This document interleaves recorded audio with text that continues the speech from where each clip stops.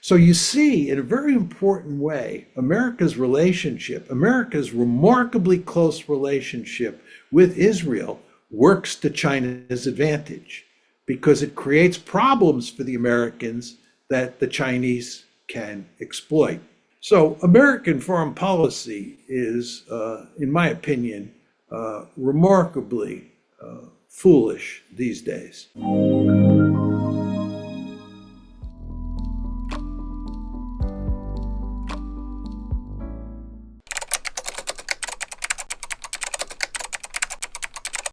The Chinese strategy in the Middle East is very different than the American strategy. Let me talk first about the Americans. First of all, it's important to understand that the Americans have a long-standing involvement, a long-standing deep involvement in the Middle East. And during the Cold War, the United States and the Soviet Union competed in the Middle East for a long period of time.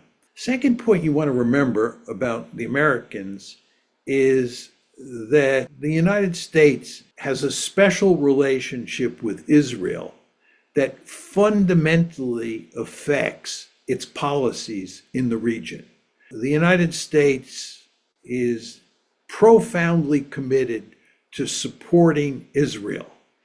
And this has a huge impact on America's policy across the entire region.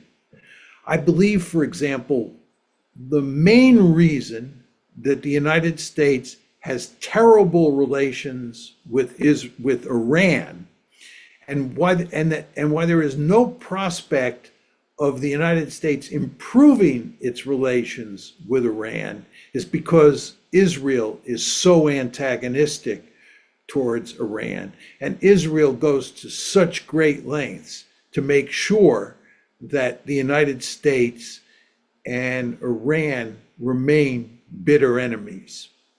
So what you see with regard to American policy is deep involvement in the region, deep involvement in the politics of every country in the region.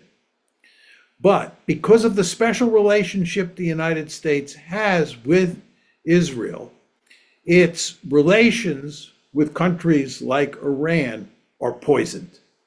And its relations with countries like Saudi Arabia and Turkey and Egypt are also badly strained by the fact that the United States supports Israel in its policies towards the Palestinians. That's the American side of the story. China is a relative newcomer to the Middle East. China is deeply interested in the Middle East because of the oil in the Persian Gulf. There's no question about that. There's no question that China has a strategic interest in the Persian Gulf, or to put it more generally, in the Middle East. So what we see, unsurprisingly, is that China is becoming more deeply involved in the Middle East. And what you see is that China is trying to develop close relations with Iran and with Saudi Arabia. And of course, it's also trying to have close relations with other Gulf states because it gets oil from those other Gulf states as well. And the Chinese, unsurprisingly, are taking advantage of the fact that the United States has terrible relations with Iran and has strained relations with Saudi Arabia and the Gulf states and Egypt and Turkey, all because of Israel. The fact is that the United States is deeply committed to Israel. It has a special relationship with Israel that has no parallel in recorded history. The United States gives Israel unconditional support. No matter what Israel does, the United States supports it. And the question is, why is this the case? And the answer is because of the power of the Israel lobby in the United States. The United States is a country which has a political system that allows interest groups to have huge influence on the policy process. There's no interest group that is anywhere near as powerful as the Israel lobby. And it has a profound effect on U.S. Middle East policy. And the Israel lobby, as you would expect, wants the United States to support Israel unreservedly. And we give Israel huge amounts of economic and military aid, as well as diplomatic aid. And we pursue policies in the region that are favorable to Israel.